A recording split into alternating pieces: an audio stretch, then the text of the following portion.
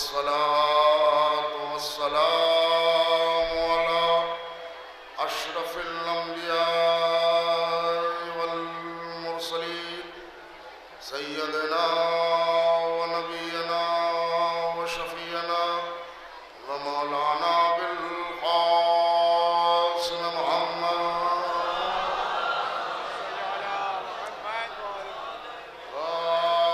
وآله الطيبين الطاهرين المعصومين المظلومين ولعنة الله على أعدائهم وقتلتهم وغاصبي حقوقهم أجمعين من يومنا هذا إلى قيام يوم الدين. أما بعد فقد قال الله تبارك وتعالى في كتابه المجيد والفرقان الحميد وهو أصدق الصادقين وقول الحق. بسم الله الرحمن الرحيم. إن ربي لسمیع الدعاء. صلوات بھیج دیں محمد.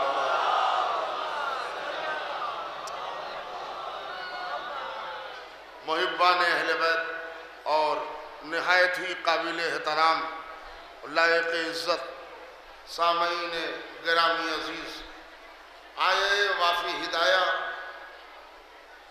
جو عنوان مجلس کے طور پر آپ حضرات کے سماعتوں کی نظر کی گئی، یہ سورہ ابراہیم کی ایک مختصر سی آیت ہے جس کا اردو مفہوم یہ ہے کہ اس میں کوئی شک نہیں، اس میں کوئی شبہ نہیں کہ ہمارا پروردگار، ہمارا پالنے والا، ہماری دعاؤں کا سننے والا ہے۔ مومنین دعا کرتے ہیں، سنتا اللہ ہے، مگر اللہ خالی دعا مانگتے مانگتے انسان مر بھی جائے تو وہ اللہ دعا سن نہیں سکتا، اس لیے کہ جس اللہ نے کہا ہے کہ اے میرے بندے تو دعا کر، میں تیری دعا کو سنتا ہوں اور تیری دعاؤں پر تیری مصیبتوں کو بھی دور کرتا ہوں، تیری مشکلات کو بھی آسان کرتا ہوں، مگر اسی اللہ نے آدمی کو بنانے سے پہلے جب آدم کو بنایا تو ایک سبق پڑھا دیا کہ ہم دعائیں تو سنتے ہیں مگر یہ جو 5 شکلیں دیکھ رہے ہو ان کا جب تک وسیلہ نہ دو گے میں دعا نہیں سن سکتا۔ چنانچہ میرے سرکار ہمارے بھائیوں کے یہاں بہت بڑے قداور ایک عالم گزرے ہیں جن کا نام ہے بڑی مشہور زمانہ عالم، جن کی تفسیر در منصور پوری دنیا میں مولانا جلال الدین سیوطی اس آیہ مبارکہ کی تفسیر کے حاشیے میں لکھتے ہیں کہ جب آدم علیہ السلام اپنی دعائیں مانگ رہے تھے اللہ سے اور رو رو کے دعا مانگ رہے تھے مگر عالم یہ ہے کہ دعا قبول نہیں ہو رہی تھی، تو جبل رحمت پر 550 برس کی مدت گزار دی جناب آدم نے دعا مانگتے مانگتے، تو جبل رحمت پر اللہ نے جبریل کو بھیجا اور بھیج کے آواز دی آدم کو یاد کراؤ کہ وہ دعا مانگتے مانگتے زندگی کے لمحات ختم بھی کر دے گا تو میں سن نہیں سکتا جب تک وہ 5 کے وسیلے نہ دے گا۔ ادھر جناب آدم کو جبریل نے یاد کرایا، جناب آدم نے اب دست دعا بلند کی، اے میرے اللہ تو محمود ہے، تجھے محمد کا واسطہ، تو اعلیٰ ہے، تجھے علی کا واسطہ، تو فاتر السماوات والارض ہے، تجھے فاطمہ کا واسطہ، تو محسن ہے، تجھے حسن کا واسطہ، تو قدیم الاحسان ہے، تجھے حسین کا واسطہ۔ میں توجہ کا طالب ہوں، آدم کی دعا قبول ہو گئی، اللہ اگر چاہتا تو آدم کی دعا قبول کر لیتا، پھر کہہ دیتا آئندہ سے جب اہل بیت کا حوالہ دو گے تو سنوں گا، جب اہل بیت کا وسیلہ دو گے تب دعا سنوں گا، آج کے بعد بغیر وسیلے کے دعا نہ مانگنا، ایک مرتبہ تو میں نے قبول کر لیا اب نہیں کروں گا، مگر اللہ نے ایسا کیا نہیں، آدم سے اہل بیت کا نام زبان سے نکلوایا، آواز دی اللہ نے کہ میں آج ہی سنت قائم کر دینا چاہتا ہوں کہ آدمی اپنی اوقات ناپ لے، جب آدم کی دعا بغیر اہل وسیلے کے نہیں سنتے تو آدمی کس شمار میں ہے؟ صلوات پڑھتے محمد اور آل محمد پر آ رہا ہوں میرے بھائی. خوب دعائیں مانگی جا رہی ہیں, رو رو کے لوگ دعا مانگ رہے ہیں, رسیاں پکڑ پکڑ کے دعائیں مانگ رہے ہیں, رات بھر جاگ جاگ کے دعائیں مانگ رہے ہیں. دعائیں قبول نہیں ہوں گی جب تک اہل بیت کی معرفت نہ ہو. یہ اللہ نے بتا دیا. مگر معرفت کا مسئلہ کیا ہے میرے بھائی؟ میں صبح سے مجلس سن رہا ہوں, ایک عزادار کی صورت آپ کے درمیان حاضر ہوں, تھوڑی دیر گزارش اور اس کے بعد بیان کا سلسلہ جاری اور بالکل جاری اور جاری و ساری. آپ حضرات کی بے حد توجہ کا میں طالب ہوں, ذرا اونچی آواز میں ایک صلوات پڑھ کے گفتگو کو آگے سنیے گا میرے بھائی. معرفت اہل بیت. اب تو اہل بیت کی معرفت جو بیچارے اہل بیت سے واقف نہیں ہیں وہ کیا سمجھیں گے؟ اب تو اپنوں کو سمجھانا پڑ رہا ہے کہ علی کیا ہے. جب ہمارے بھائی ایک جگہ ہم مجلس پڑھنے گئے, انہوں نے کہا مولانا خیبر خندق نہ پڑھیے گا. ابھی ہمارے بھائی القمی صاحب اللہ سلامت رکھے, انہوں نے کہا جو سنیے وہ سنائیں گے. میں وہ کہہ لے کہ خیبر خندق نہ پڑھیے گا. میں نے کیوں؟ کہ بہت ہو چکے ہیں. میں نے کہا خیبر کی لڑائی کب ہوئی تھی؟ کہ وہ معلوم نہیں ہے. کہ یہ سنے بیٹھے ہیں. بھائی صاحب توجہ دینا, خیبر کا مارے کا کب ہوا؟ کہنے کہ وہ مجھے یاد نہیں ہے. تو میں نے کہا میرے بھائی آپ جو کہیے گا وہ ہم پڑھیں گے, مگر یہ نہ کہیے کہ خیبر خندق نہ پڑھیے گا. اللہ نیتوں کو دیکھ کے جزا دیتا ہے. اللہ سمجھ لے گا کہ جس کو خیبر خندق یہاں سننا گوارا نہیں ہے, وہاں ہوتا تو بھاگنے والوں میں ہوتا, لڑنے والوں میں نہ ہوتا. ہے نا میرا سب کا؟ اللہ نیت جان لیتا.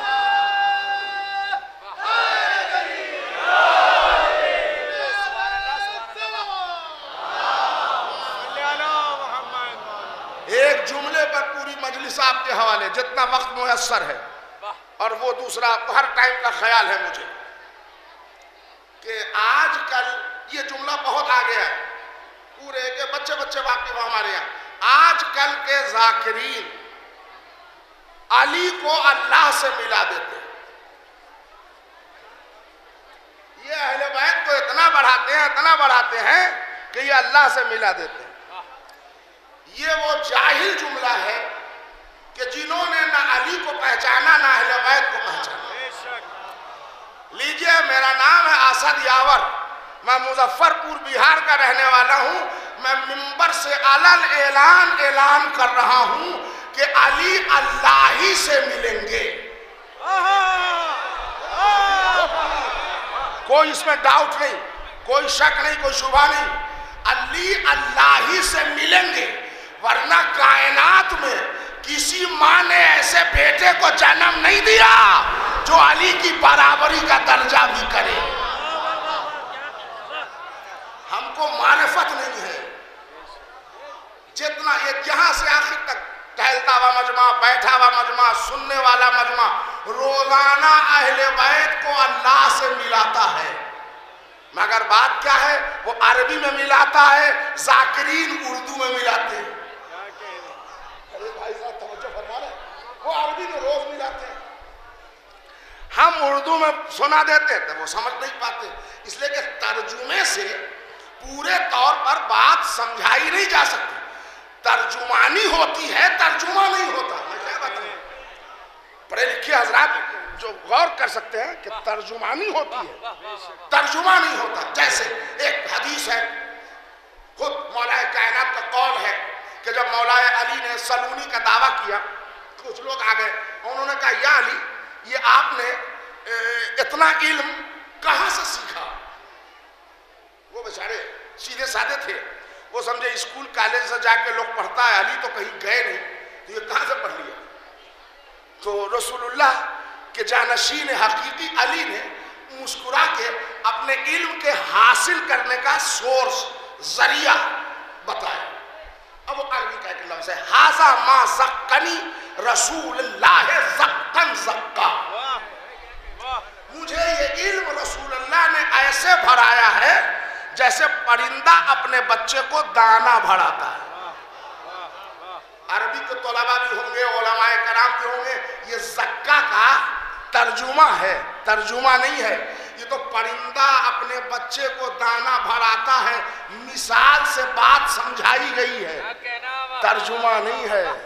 اس کے علاوہ آپ نے ترجمہ سنا تو بتائیے مجھے زکا کا ترجمہ.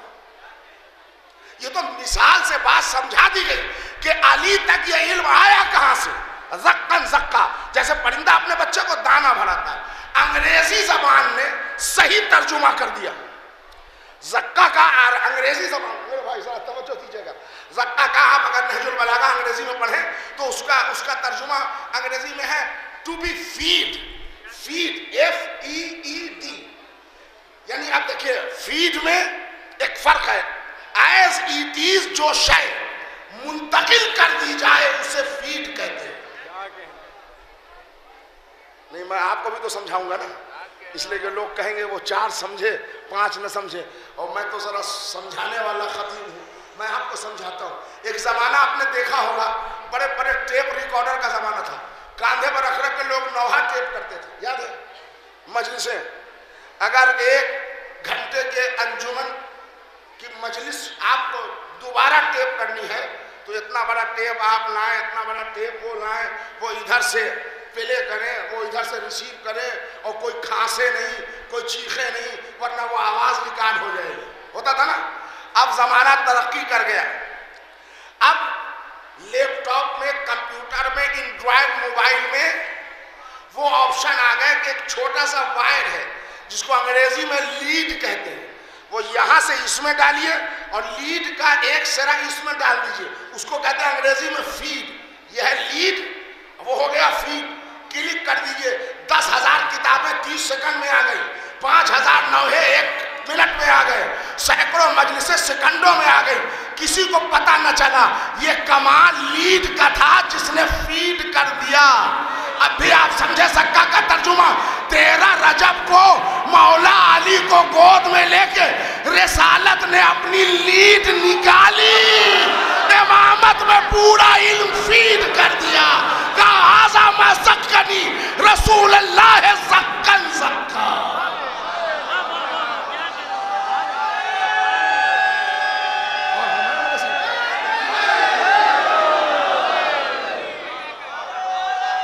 میرے سرکار سے غور ہونا ہے.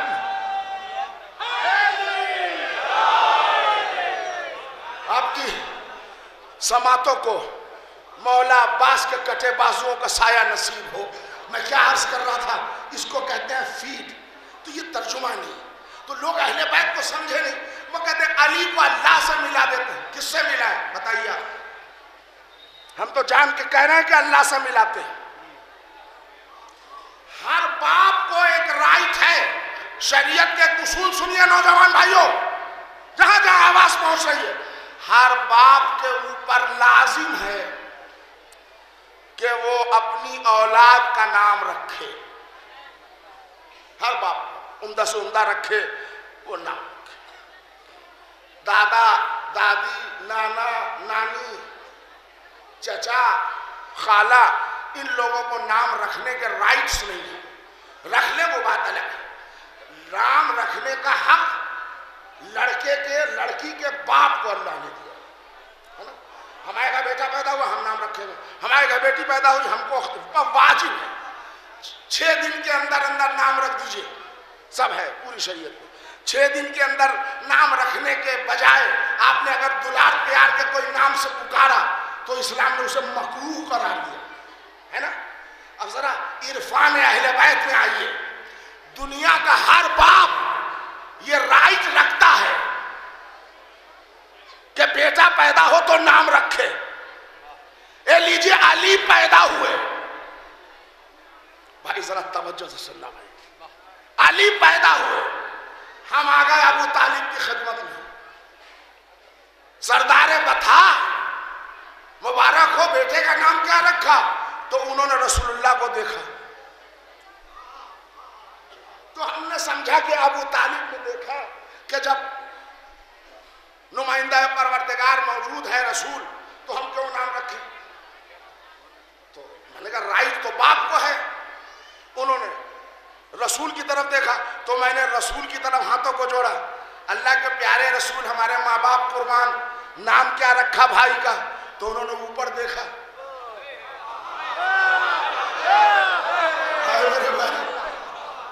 میں نے کہا اللہ کے رسول کیا کہے آ رہے ہیں جبریل، ٹھہر جاؤ۔ جبریل آ گیا، کہے علی رکھا۔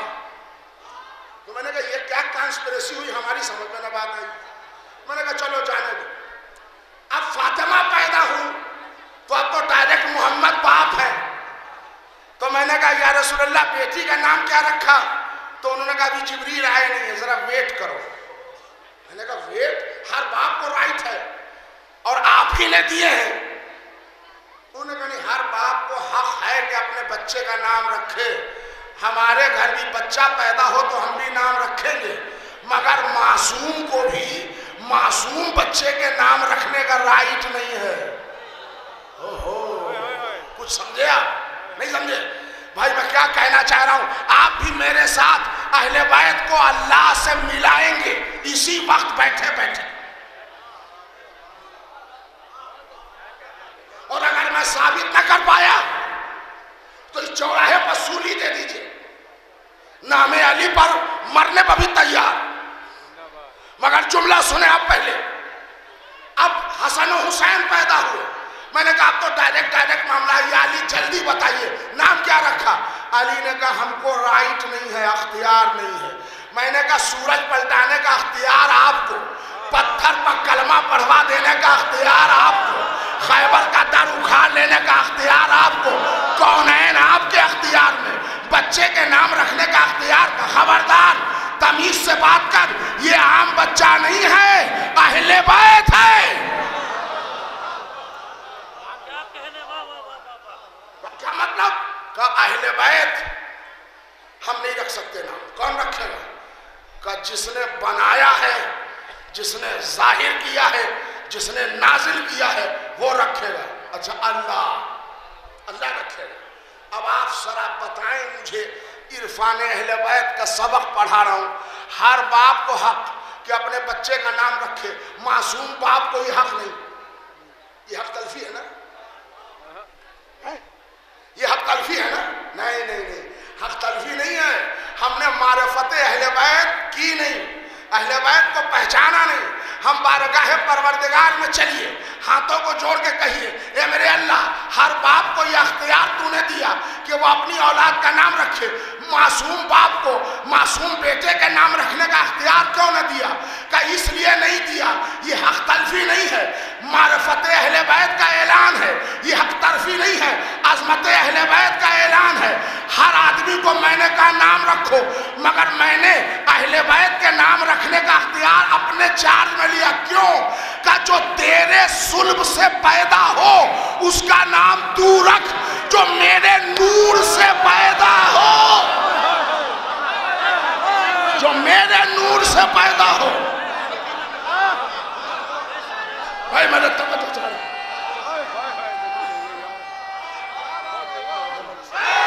جو میرے نور سے،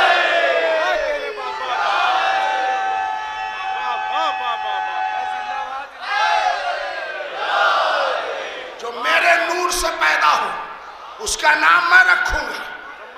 اب اس کے بعد اللہ نے کہا ذرا بتا تو کیسے نام رکھتا ہے؟ میں نے کہا ہم رضوی ہیں تو خاندان میں علی رضوی، نقی رضوی، وسیع رضوی، رضی رضوی، تو انہوں نے کہا مرزا کیوں نہیں رکھتا؟ میں نے کہا میرے اللہ میں رضوی فیملی کا ہوں، تو مرزا سے بات کر، دادا بھی مرزا، بیٹا بھی مرزا، پوتا بھی مرزا، پرانا ہو گیا بدل لے۔ اب کہ ہم مرزا فیملی کے ہیں، کیسے بدلیں؟ جو شیخ ہے وہ شیخ لکھتا ہے، جو زیدی ہے وہ زیدی لکھتا ہے، جو رضوی ہے وہ رضوی لکھتا ہے، جو خان ہے وہ خان لکھتا ہے۔ اللہ نے کہا سلیقہ سمجھ میں آیا؟ جو تیرے خاندان اور رشتہ دار ہیں اس سے ملا کے تو نام رکھتا ہے۔ ہم خاندان نہیں رکھتے، ہم صفات رکھتے ہیں، اپنی صفات سے ملا کے نام رکھیں گے۔ کیسے رکھے گا؟ کہ میں محمود ہوں، محمد بناؤں گا، اعلیٰ ہوں، علی بناؤں گا، فاتر ہوں، فاطمہ بھیجوں گا، محسن ہے، حسن رکھا، قدیم الاحسان ہے، میں نے حسین رکھا، میں معبود ہوں، میں میں نے سجاد نام رکھا، میں عالم ہوں، میں نے باقر بنایا، میں صادق ہوں، میں نے جعفر بھیجا، میں کاظم الغیظ ہوں، موسی کاظم بھیجا، میری شان رضابت ہے، میں نے علی رضا بھیجا، میں بے نیاز ہوں، میں نے تقی بھیجا، میں پاکیزہ ہوں، میں نے نقی رکھا، میں جلال والا ہوں، میں نے عسکری بنایا، بغیر دکھائی دیے میں دنیا چلاتا ہوں۔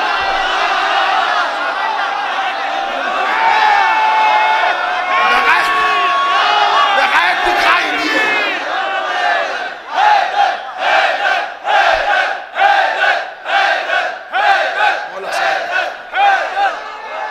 مولا سلامت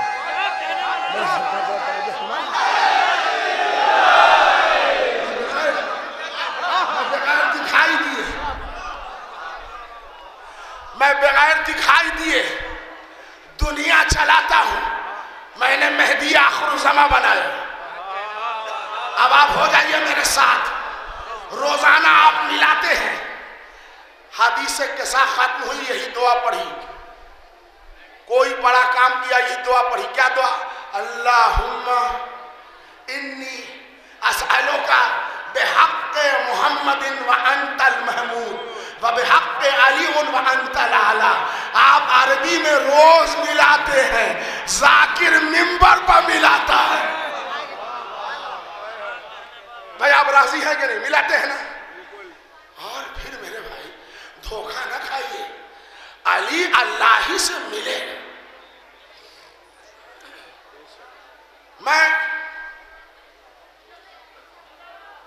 کھلا چیلنج کر رہا ہوں آپ کو بھی اور پوری دنیا کو بھی کہ کوئی ایک ایسی ذات لائیے جس پر اللہ ہر اینگل سے فٹ ہو جائے،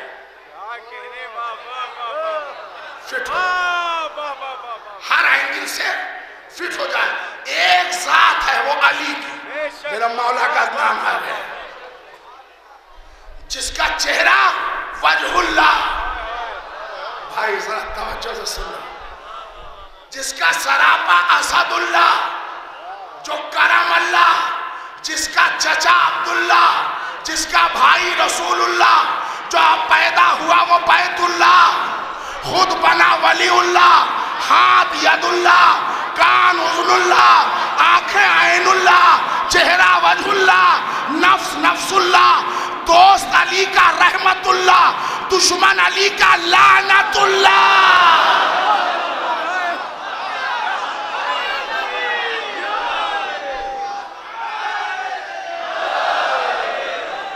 ہر اینگل سے ہوا نا میرے بھائی؟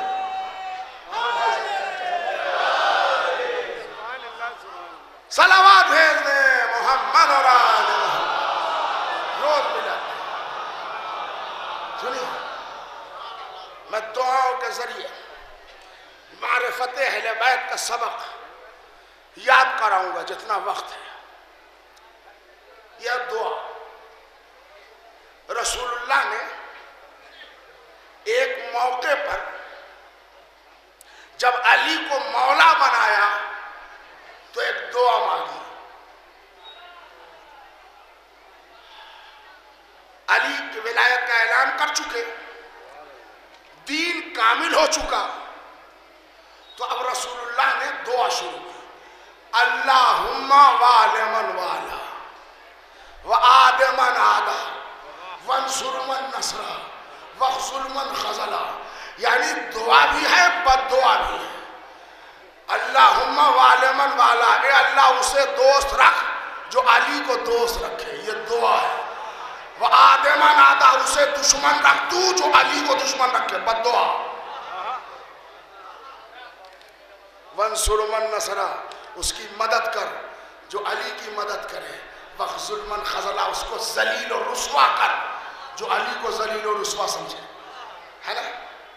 رسول اللہ کی دعا۔ اب اس میں ایک کریکٹر سامنے آیا، بھائی ذرا میری طرف متوجہ رہنا، حارث بن نعمان فہری۔ میں ذرا دعا میں ایک سبق بتانا چاہ رہا ہوں۔ اس نے رسول اللہ سے چیلنج کر دیا کہ اگر آپ نے اپنی طرف سے کہا ہے تو آپ پر پتھر آئے اللہ کی طرف سے کہا ہے تو مجھ پر آئے، اور کیا ہوا ذرا آپ بتا دیں؟ بولیے گا نہیں تو مجلس نہیں پڑھوں گا آگے۔ پتھر آ گیا کتنی دیر میں؟ ترنت، فوراً، 1 سیکنڈ نہیں لگا، عذاب کا پتھر آیا اور حارث جہاں ناس وہی ستیہ ناس، پھر کے ستیہ اس کی کام ختم۔ یاد رکھیے آگے بڑھیں۔ کتاب کا نام احتجاج تبریسی، کتاب کا نام دامت الثاقبہ، مولا علی کی بددعا۔ مولا علی 7 صحابہ کے درمیان ہیں اور علی کھڑے ہو گئے، 7 صحابہ گرد میں ہیں، بیچ میں علی کھڑے ہوئے۔ دامت الثاقبہ کے جملے ہیں، علی نے کہا جب رسول اللہ نے مجھے مولا بنایا تھا تو تو تھا، تو بھی تھا، تو بھی تھا، تو بھی تھا، سب سے اقرار لیا۔ اور اس میٹنگ کا سب سے سینئر ممبر انس، علی اس کی طرف مڑے، کہا انس تو بڑا بوڑھا ضعیف ہے، سب سے پہلے تو نے مجھے مبارکباد بھی دی تھی، بتا مجھے محمد نے مولا بنایا تھا کہ نہیں؟ جب یہ کہا تو اس نے کہا کہ کچھ ایسا ہوا تھا، مگر اولڈ ایج ہونے کی وجہ سے ذرا سا حافظہ ہمارا، میموری بس اتنا سننا تھا کہ فاتح خیبر کو جلال آ گئے، ہاشمی خون غیرت بن کے رگوں میں دوڑ گئے۔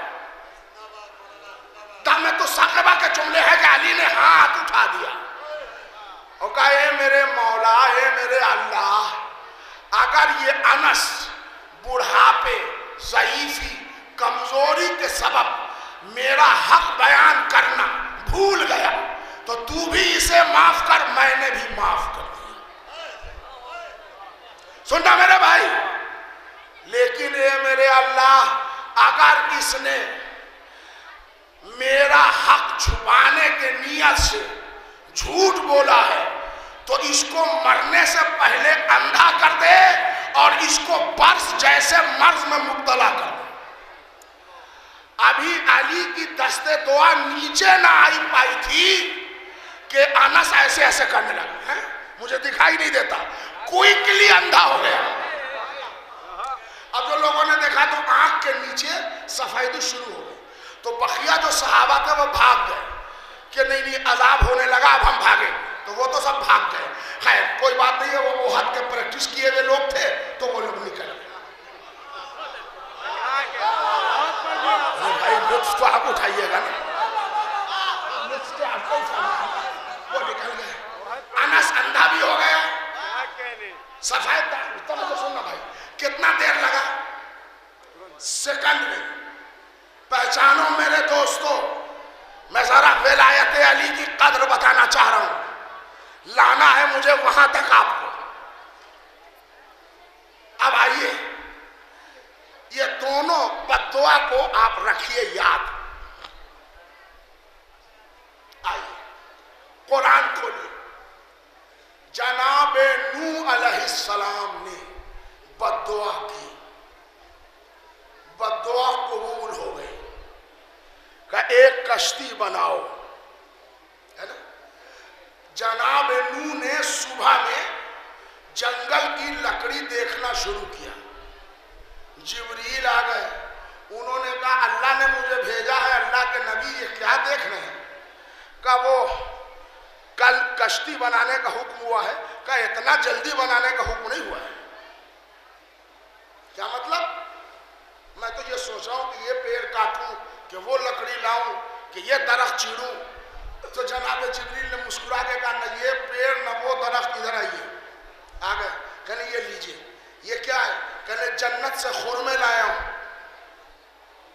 اللہ نے بھیجا ہے، اسے بوئیے، پودا اگے گا، آپ اس کی دیکھ ریکھ کیجئے، پانی ڈالیے، آبیاری کیجئے، پودا پیڑ بنے گا، پیڑ جوان ہوگا، اللہ نیکسٹ آرڈر دے گا، تب کشتی بنے گی۔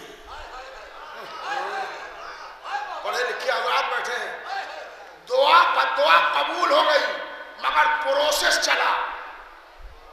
میرے اللہ یہ پیڑ کٹوا، وہ جنگل کی لکڑی کٹوا، ساری دنیا تیری ہے. یہ پیڑ ہم نے پیدا کیے ہیں، یہ درخت کسی انسان نے اگایا ہے، یہ سب تیرے ہیں، کٹوا لے. اللہ نے کہا اگر خالی کشتی بنتی تو کوئی لکڑی استعمال ہو جاتی، مگر ہے کشتی نجات. اس کا مزاج بتا دوں جملہ آپ کے حوالے. کشتی نجات میں ادھر کا میٹیریل یوز نہیں ہوگا. ارے آپ کو کچھ یاد آیا؟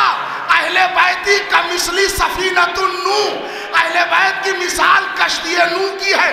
تو جب لکڑی سے بننے والی کشتی میں ادھر کا میٹیریل یوز نہ ہوگا تو افراد نورانی اہل بیت میں ادھر والا یا ادھر والی کہاں سے آ سکتی ہے؟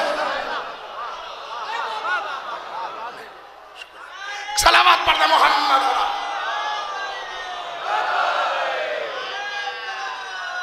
سناؤں گا واقعہ مگر آپ طے کیجئے. جناب نوح کی بددعا قبول ہو گئی، کھجور کا پیڑ بویا گیا. جناب آدم جناب نوح علیہ السلام دیکھ ریکھ کر رہے ہیں. کھجور کا پیڑ معلوم ہے کتنے دن میں تیار ہوا تھا؟ 150 برس. یعنی بددعا قبول ہوئی، عمل ہوا 150 برس کے بعد. کچھ بات سمجھ میں آ رہی؟ اتنا لمبا گیپ. جناب نوح علیہ السلام کا بڑا اچھا واقعہ بھی ہوا. چلتے چلتے ایک چھوٹا سا واقعہ سن لیجیے، انشاءاللہ آپ کی روح ایمانی وجد کرے گی. جناب نوح علیہ السلام روزانہ وہ جو کھجور بوئے تھے اس کی دیکھ ریکھ کر رہے ہیں، اس سے پتے نکال رہے ہیں، وہ ادھر ادھر سے گھاس آ جائے تو اس کو ہٹاتے ہیں. روزانہ پیڑ گنتے ہیں، گھر چلے جاتے ہیں. ایک دن قصص الانبیاء کے فقرے ہیں کہ جناب آدم نے جناب نوح نے جب گنا تو ایک پیڑ کم تھا. ادھر ادھر دیکھا تو دیکھا ایک پیڑ چوری پڑ گیا، کوئی چورا کے لے گیا. بہت روئے، اتنا روئے کہ بیچ میں اللہ کو پڑھنا پڑا. اللہ نے جبریل کو بھیجا اور کہا جا کے نوح کو سمجھا دو کہ اب نہ روئے، اب پیڑ چوری نہیں ہوگا، ہم نے حفاظت کا انتظام کر دیا. اور ایک پیڑ جو چورا کے لے گیا وہ شیطان تھا. بھائی میں جوگی پورا میں مجلس پڑھ رہا ہوں اور رات کی تاریکی میں آپ تھک گئے. نتیجہ آپ نکالیں گے یا میں نکالوں گا؟ معصوم نبی کے کھجور کے باغ کا جو ایک پیڑ چورائے وہ شیطان.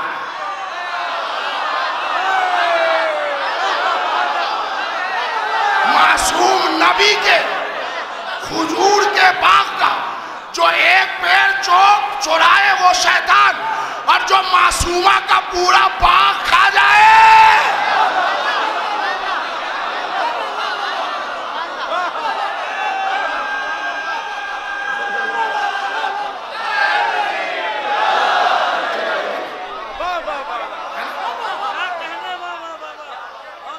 بس ٹھہر جائیے. اب ذرا رہوان فکر کو مہمیز کیجئے کہ دشمن ولایت پر عذاب میں 1 سیکنڈ کی دیری نہ ہو.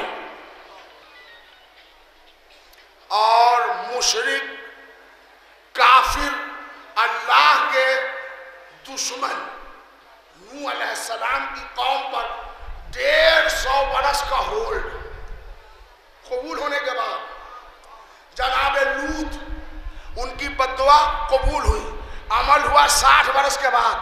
جناب صالح ان کی بددعا قبول ہوئی، عمل ہوا 40 سال کے بعد. یہ کیوں؟ کیا ہوا؟ دشمن علی کو اللہ نے پیترے بدلنے کا موقع نہ دیا. کچھ پڑھنا چاہ رہا ہوں میرے بھائی. اور اپنے دشمنوں کو 100-150 سال کی مہلت. اے میرے اللہ ایسا کیا کہ پہچان یہی تو میں اہل بیت کی عظمت بتا رہا ہوں، میں اپنے دشمن کو موقع دیتا ہوں، علی کے دشمن کو موقع نہیں دیتا۔ کیوں؟ کیوں؟ ریزننگ سننا میرے بھائی، اللہ نے کہا بندے دیکھ، ایک دوسرے کو بدنام نہ کر، میں نے ان کو موقع دیا 150 برس کا، اب سدھر جائیں، اب سدھر جائیں، اب سدھر جائیں۔ علی کے دشمن کو سیکنڈ کا موقع نہیں دیا۔ اس کی وجہ یہ ہے کہ ان کی ایک ریزننگ ہے، ان کی ایک وجہ ہے، اور وہ وجہ یہ ہے کہ انہوں نے ہم کو دیکھا نہیں، انہوں نے ہم کو دیکھا نہیں، یہ ایک ریزن ہے۔ علی کے لیے تو یہ بھی ریزن نہیں ہے کہ دیکھا نہیں ہے، نہیں مجھے پورا پڑھنا پڑے گا۔ علی کے لیے یہ بھی ریزننگ نہیں ہے کہ دیکھا نہیں، اللہ نے کہا اس نے ہم کو سورج بناتے نہ دیکھا، علی کو پلٹاتے تو دیکھا، ہم کو ستارہ بناتے نہ دیکھا، علی کو بلاتے تو دیکھا، ارے ہمیں کعبے میں آتے نہ دیکھا، علی کو کعبے سے نکلتے تو دیکھا۔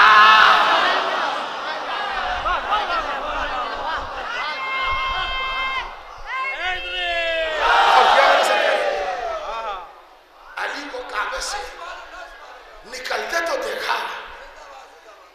اب ذرا یہاں پر معیار آپ دیکھ لیں، اللہ دشمن ولایت کو موقع نہیں دیتا، اس لیے کہ فضائل علی سمجھا چکا، کمال علی دکھا چکا، حیثیت علی بتا چکا۔ اب نہ جاننے والا سوائے پٹائی کے،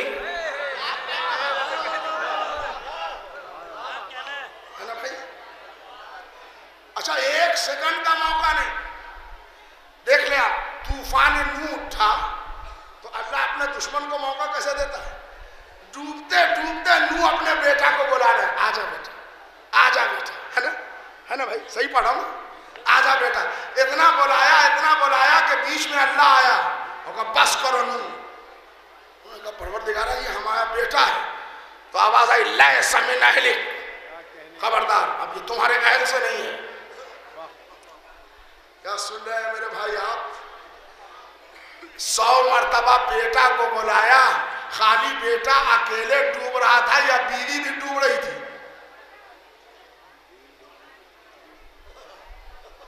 بیوی بھی ڈوب رہی تھی نا، بیوی بھی ڈوب رہی تھی بھیا۔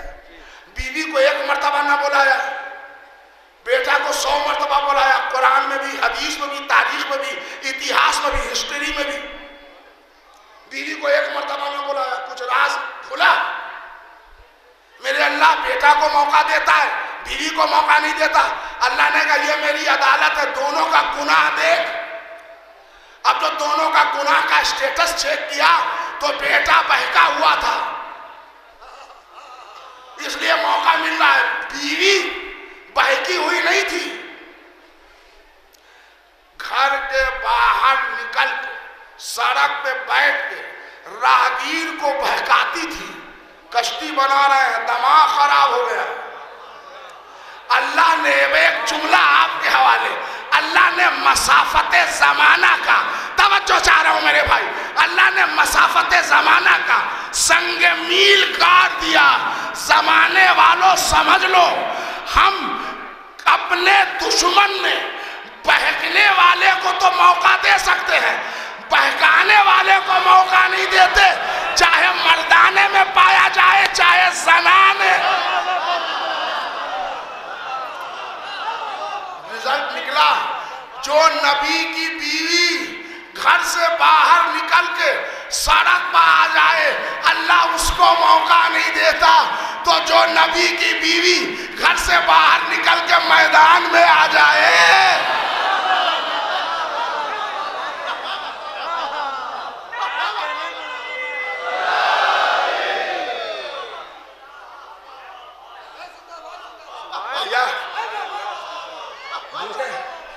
مجھے کسی کے نام وام یاد نہیں ہے،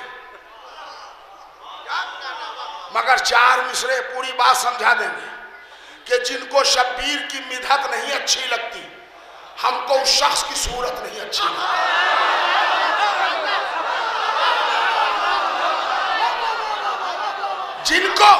جن کو شبیر کی مدحت نہیں اچھی لگتی، ہم کو اس شخص کی صورت نہیں اچھی لگتی، اور بیچ میدان میں آ جائے جو حیدر کے خلاف، کیا کہوں مجھ کو وہ عورت نہیں اچھی لگتی، کیا کہوں مجھ کو وہ عورت.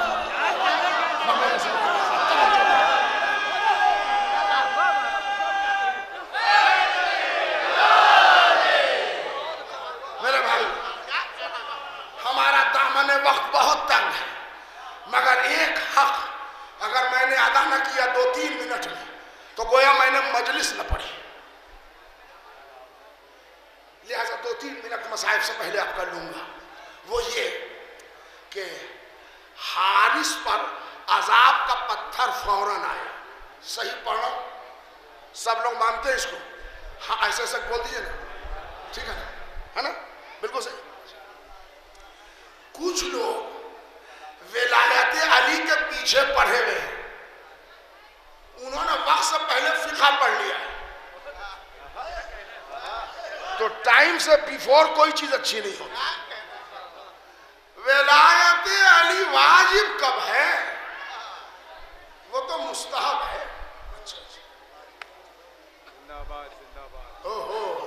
ولایت علی واجب نہیں ہے، وہ مستحب ہے. یہ تو بڑی طولانی بحث ہے، مگر میں 2-4 والا فیصلہ کر رہا ہوں. بھائی صاحب یہ بتا دیجئے، مستحب اسلام میں جو فعل ہے اس کا کرنا واجب ہے؟ کرنا مستحب ہے. اور کر لے تو کیا ہے؟ کہ بہت ثواب، اور نہ کرے بولیے تو کوئی عذاب نہیں. دعائے قنوت مستحب ہے، پڑھیے بہت ثواب، نہ پڑھیے کوئی عذاب نہیں. نماز شب مستحب ہے، کیجئے پڑھیے ثواب، نہ پڑھیے کوئی عذاب نہیں. لیکن سجدہ واجب ہے، کیجئے گا ثواب، نہ کیجئے گا عذاب. فلسفہ کچھ سمجھ میں آیا؟ ترک مستحب گناہ نہیں ہے، گناہ نہیں ہے تو عذاب نہیں ہے. ترک واجب گناہ ہے، گناہ ہے تو عذاب ہے. حارث بن نعمان فہری پر جو عذاب کا پتھر آیا تھا تو اس نے نماز کا انکار کیا تھا، روزہ کا کیا تھا، حج کا کیا تھا، نہیں نا، ولایت کا کیا تھا. تو اگر ولایت واجب نہیں تھا تو عذاب بھیجا کیوں؟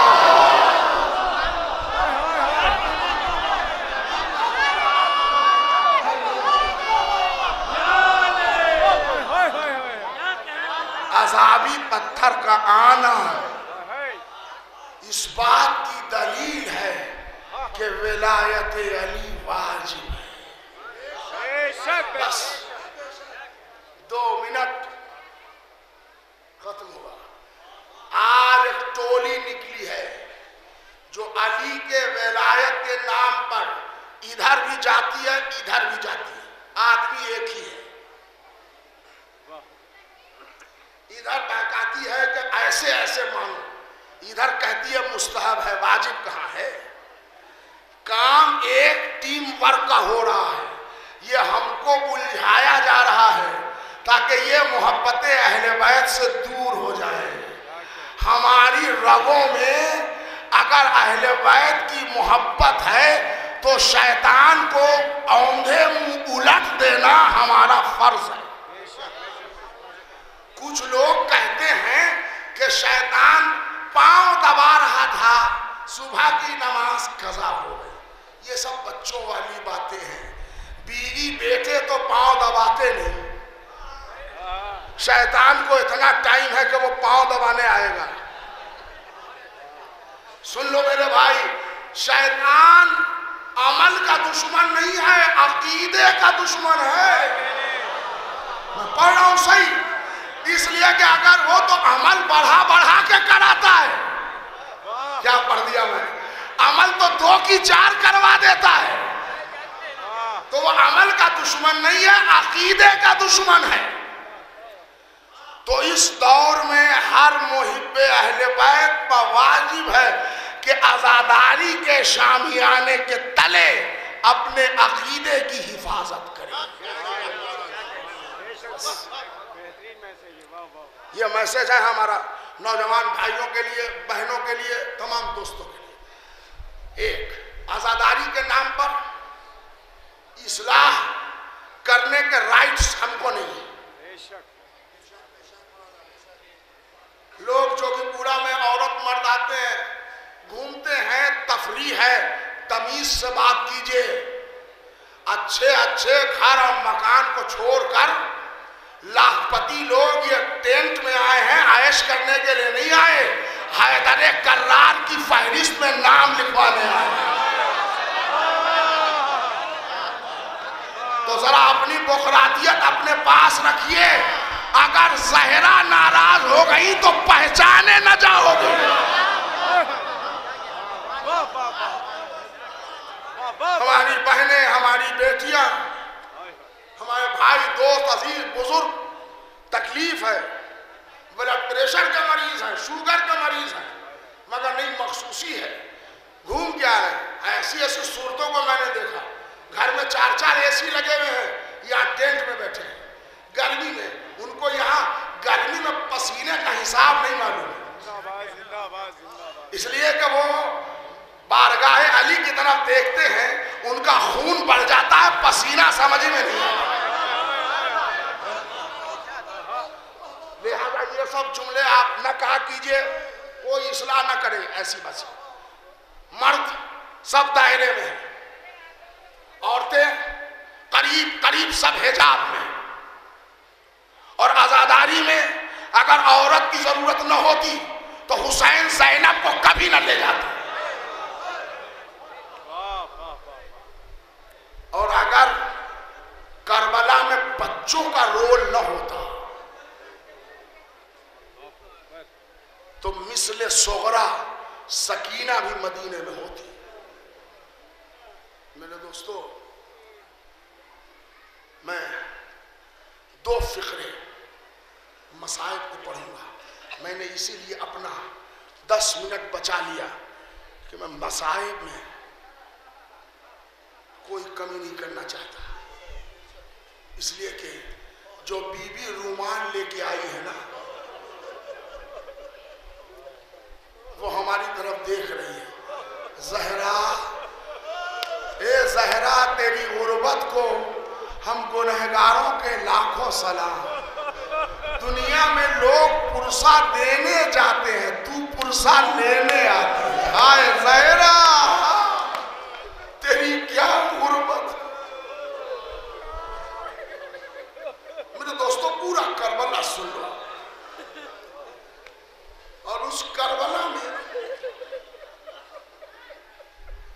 2 کردار ایسے ہیں، پتھر دل کے سامنے پڑھ دو. ایک کردار ہے سکینہ کا، ایک ہے شہزادہ علی اصغر کا. پتھر دلوں کے سامنے پڑھ دو، وہ گھبرا جائے. میں ابھی آپ کے درمیان، ہمارے بھائی نے فرمائش کی، لہذا میں ایک ظالم کا بیان پڑھوں گا. اور وہ ظالم جس کا نام ہے شمر بن زنجوشن. یہ جب دربار مختار میں گرفتار کر کے لایا گیا تو مختار سب سے پوچھتے تھے، تو نے کربلا میں کون سا ظلم کیا؟ بول، تو نے کربلا میں کون سا ظلم کیا؟ خولی پکڑ کے آیا، بول کربلا میں تو نے کون سا ظلم کیا؟ سنان ابن انس پکڑ کے آیا. سب سے پوچھتے تھے. اور یہ بھی پوچھتے تھے کبھی تمہارا دل پسیجا؟ چنانچہ میں مختار نامہ پڑھتا ہوں. شمر بن زنجوشن 4-5 منٹ میں مجلس ختم ہوگی. بڑا نفسیاتی ٹکڑا آپ کے حوالے. ابراہیم بن مالک اشتر نے شمر کے سامنے آ کے کہا، شمر، میں تجھے سخت سے سخت سزا دوں گا، مگر بعد میں. ابھی میں تجھ سے ایک سوال کرتا ہوں. اور وہ سوال یہ ہے کہ میں مدینہ آنے کے بعد 3 مرتبہ اپنے چوتھے امام کی زیارت کو گیا ہوں. جب شام کا ذکر سنا امام غش کھا کے گئے. تو ذرا مجھے راہ کوفہ اور شام میں چوتھے امام کی کیفیت بتا دیں. شمر کہتا ہے ہاں ابراہیم اے مختار سن، میں نے اہل بیت رسول پر بے پناہ ظلم ڈھایا. ایک موقع پر میں نے دیکھا آپ کے چوتھے امام کا کلیجہ تنگ ہو گیا، آنکھیں زرد ہو گئی. عجب نہیں کہ کلیجہ پھٹ جائے اور بیمار کربلا مر جائے. غش کھا کے گر گئے مختار اور ابراہیم. پانی چھڑک کے افاقہ ہوا، پھر اٹھے. کہا وہ مصیبت کون ہے جس پر میرے چوتھے امام کا چہرہ پیلا پڑ گیا؟ بتا. کہا وہ موقع یہ ہے، میں اب یہ موقع پڑھوں گا، مگر موقع پڑھنے سے پہلے میں تمام سننے والوں سے اپیل کروں گا کہ اے بہنوں، اگر تمہارے پاس کوئی بھائی ہے تو ذرا بھائی کی صورت اپنی نگاہوں میں لاؤ. سنو اے غیرت دار بھائیوں، اگر اللہ نے تمہیں کوئی بہن دی ہے تو میری مجلس سننے سے پہلے اپنی بہن کی تصویر لاؤ. اور اے بزرگوں، اگر اللہ نے آپ کو بیٹی دی ہے تو ذرا اپنی بیٹی کی صورت نگاہوں میں لاؤ. جملہ سنو. شمر کہتا ہے کہ جب میں راہ شام پر رواں تھا، اے مختار مجھے ایک شخص نے خبر دی کہ اس قافلے میں ایک چھوٹی سی بچی ہے جو حسین کے سینے پر سوتی تھی. تو حسین کو اطمینان ملتا تھا، اس لیے حسین اس کو سکینہ بلانے لگے. وہ بچی کا نام فاطمہ ہے مگر حسین سکینہ پکارتے تھے. شمر کہتا ہے اے مختار، اے ابراہیم، میں نے حسین کو اذیت دینے کی نیت سے ماں اور پھوپھی کی گود سے بچی کو چھین لیا. سنیں گے آپ؟ شمر کہتا ہے زینب جس اونٹ پر بیٹھی تھی سکینہ وہی تھی. جب میں نے گود سے اتارا تو زینب کے ہاتھ پیچھے کی طرف بندھے تھے پسے پشت. زینب وہیں سے چیخنے لگی بھیا عباس، بھیا عباس، بھیا عباس.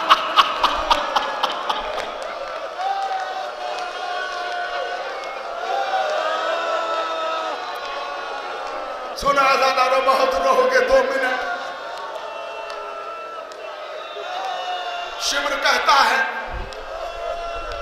کہ میں نے ماں اور پھوپھی کی گود سے بچی کو اتار لیا. اے مختار، ہر اونٹ پر 4-4 5-5 6-6 قیدی بیٹھ کے جا سکتے ہیں. حسین بہت چاہتے تھے، لہذا میں نے یہ طے کیا کہ سکینہ کو تنہا اونٹ پر بٹھاؤں. لہذا میں نے اونچے قد کا ایک اونٹ منگوایا، اونٹ کی پشت پر سکینہ کو بٹھایا. غیرت دار بھائیوں ذرا بہن کی صورت لاؤ. شمر کہتا ہے جب اونٹ اٹھنے لگا 24 برس کا بھائی ہتھکڑی بیڑی پہنے کھڑا تھا. سکینہ نے بھائی کو دیکھا، اونٹ اٹھا، بچی نے ہاتھ پھیلا، بھیا بھیا مجھے اتار لو، میں تنہا اونٹ پر نہ بیٹھ پاؤں گی. شمر کہتا ہے بیمار کا کلیجہ تنگ ہو گیا، آنکھیں زرد ہو گئی. کبھی ہتھکڑی کو دیکھا، کبھی سکینہ کو، کبھی توق کو دیکھا، کبھی سکینہ کو. عجب نہیں دل ہی دل میں میرا مولا کہہ رہا ہوگا اے بہنا تیرا بھائی بڑا مظلوم ہے، سکینہ تو مدد کے لیے پکارے مگر ہاتھوں میں ہتھکڑی.